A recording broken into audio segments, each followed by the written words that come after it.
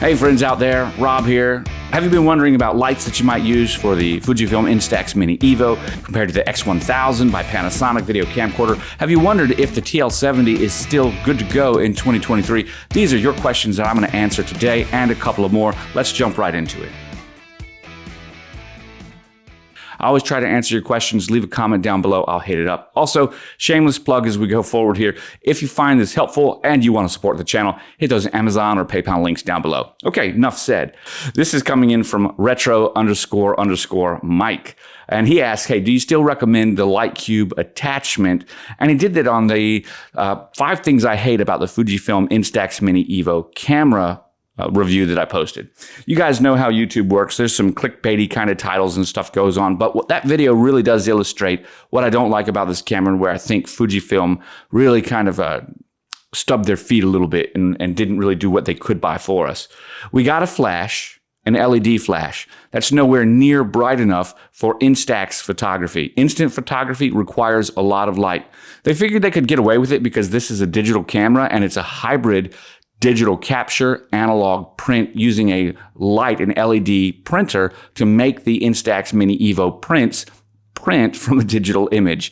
So nothing about this camera is analog except the initial, I guess, capture of the image from the lens through the sensor. Everything else is a digital process. Because of that, they can do a lot of things digitally to brighten the image, and to their minds, flash is not so important. Well, the reality is flash is all the more important for this kind of photography, specifically when you're outside with a camera that you might use in situations where you wouldn't normally use a regular analog instant camera. Flash is going to fill the shadows. You guys know this, and it's going to take an image that would look mundane or flat and give it some dimensionality, specifically with a fill flash. The flash on the camera does not do a good job of that except for very close and in very dark situations. We all know close, dark, flash, no good, especially when the flash is underpowered. I had originally started using a light cube by Ulanzi. It was the UL35, I believe, or something like that.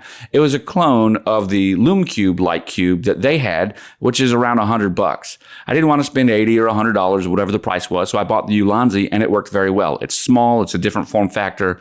No additional colors. It's rechargeable, waterproof. You could put some gels on it, and it worked great for exactly what I want. Constant light, because there's no way to sync a flash with this camera and the camera's LED flash, so you need constant light.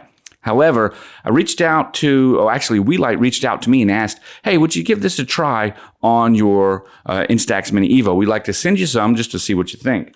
And I have been using these S05 lights for quite some time.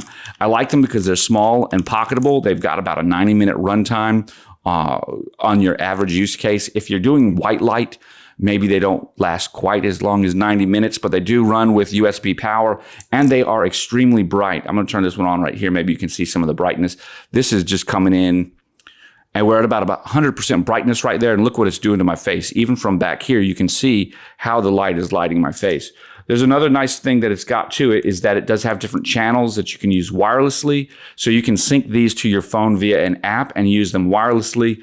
And you have the ability, of course, to change the different color temperature of the light to include the color of the light. So you can get some really cool lighting effects.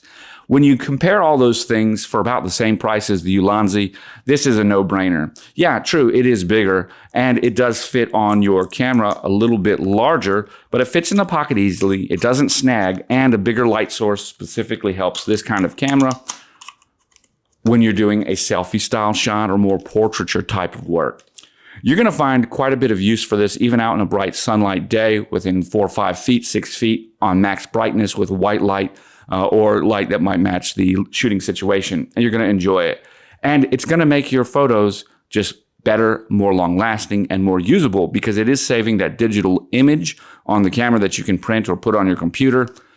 I don't particularly care for the digital image, but more light does help the digital image because the image is prone to noise, not something you usually see on the print because of its small and its analog development process, and kind of hides some of the noise and pixelation you might get in the actual digital file, but extra light will always help. So for that reason alone, I stand by it and I like it quite a bit. So retro_Mike, that one is for you, buddy. So there's the answer to that question. I hope it helped you. Don't forget to leave a comment down below. Pick up a cup of coffee or something through an Amazon link. I'd appreciate it. And I'll catch you guys on the flip side. Bye for now.